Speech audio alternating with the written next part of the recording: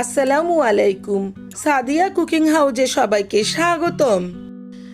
আর মাত্র কয়েকদিন পরেই আমাদের ঈদুল আজহা। ঈদের দিন আমরা সবাই কম বেশি মিষ্টি জাতীয় খাবার খেতে পছন্দ করি।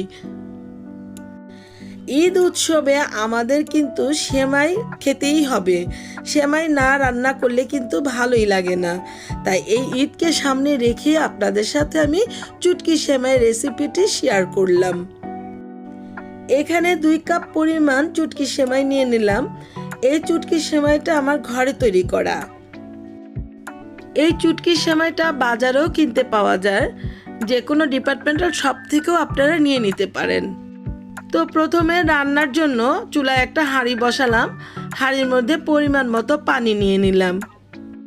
এই সেমাইটাকে সিদ্ধ করে নিব। দিয়ে দিলাম ফুড কালার। আমি এই ফুড কালারটা ব্যবহার করেছি কালারটা সুন্দর দেখানোর জন্য। আপনার ইচ্ছা করলে এটাকে স্কিপ করে নিতে পারেন। ফুড কালারটা দিলে সেমাইটা দেখতে খুব লোভনীয় হয়। এবার এখানে দিয়ে দিচ্ছি সেমাইটা। সেমাইটা দেওয়ার পর এগুলোকে একটু হালকা নেড়ে চেড়ে দিচ্ছি। এগুলোকে খুব বেশি একটা সিদ্ধ করব না, প্রায় 75%-এর মতো সিদ্ধ করে নিচ্ছি। এই যে সেমাইটার মধ্যে বলক চলে আসছে। সেমাইটা কিন্তু 75%-এর মতো সিদ্ধ হয়ে গিয়েছে। এবার এটাকে চুলা থেকে নামিয়ে নিব। এরকম একটা স্ট্যান্ডার নিয়ে নিলাম। স্ট্যান্ডারের মধ্যে সেমাইটা ঢেলে নিচ্ছি। এই সেমাইটা স্ট্যান্ডারের মধ্যে দেওয়ার সাথে সাথেই উপর থেকে পানি দিয়ে একটু ধুয়ে নিব। এতে করে সেমাইগুলো একটার সাথে একটা লেগে যাবে না। তারপর এটাকে এক পাশে পানি ঝরতে দিয়ে আমি চুলায় আরেকটা প্যান বসালাম। প্যানের মধ্যে 2 টেবিল চামচ পরিমাণ ঘি দিয়ে দিলাম। ঘিটা গরম হয়ে আসলে দিয়ে দিলাম তেজপাতা, এলাচ, দারুচিনি। তারপর এখানে আরো অ্যাড করে দিলাম কাজু বাদাম। তারপর আরো দিয়ে দিলাম বেশ কয়েকটি কিশমিশ। এগুলোকে একটু হালকা রোস্ট করে নিচ্ছি। এগুলোকে কয়েক সেকেন্ড রোস্ট করে নিয়ে সিদ্ধ করে রাখা চুটকি সেমাইটা এর মধ্যে দিয়ে দিব। এই তো সেমাইটাকে এর মধ্যে দিয়ে দিলাম। তারপর এটাকে খুব সুন্দরভাবে ঘিয়ের সাথে মিশিয়ে নিতে হবে। এই সেমাইটা রান্না করার সময় অবশ্যই ঘিটা ব্যবহার করার চেষ্টা করবেন। এতে করে খুব সুন্দর একটা স্মেল বের হবে এবং খেতেও খুব ভালো লাগবে। এবার এখানে দিয়ে দিচ্ছি 1.5 কাপ পরিমাণ চিনি। চিনিটা দেওয়ার পর এগুলোকে খুব ভালোভাবে সেমাইয়ের সাথে মিশিয়ে নিতে হবে। চিনিটা আপনাদের পছন্দ অনুযায়ী দিয়ে নেবেন, যার যেমন পছন্দ তেমন দিয়ে নেবেন। এবার এখানে দিয়ে দিচ্ছি 1/2 কাপ পরিমাণ লিকুইড দুধ। আপনারা ইচ্ছে করলে এখানে গুঁড়ো দুধটাও ব্যবহার করতে পারেন।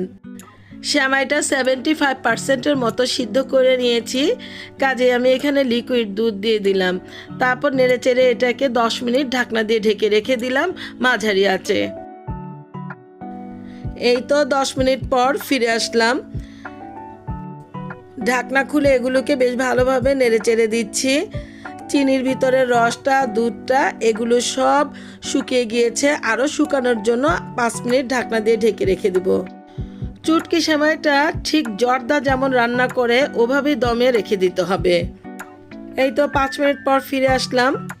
দেখুন সেমাইটা কত সুন্দর ঝরঝরে হয়ে গিয়েছে। সেমাইটা কিন্তু খুব ভালোভাবে সিদ্ধ হয়ে গিয়েছে। এবার এগুলোকে নেড়ে চেড়ে দিয়ে 1 চা চামচ মতো ঘি দিয়ে দিলাম। ঘিটা দেওয়ার পর এগুলোকে বেশ ভালোভাবে নেড়ে চেড়ে দিতে হবে। সবগুলো চুটকি সেমাই একত্রে করে এটাকে এবার আমি দমে রেখে দিব আরও 5 মিনিট।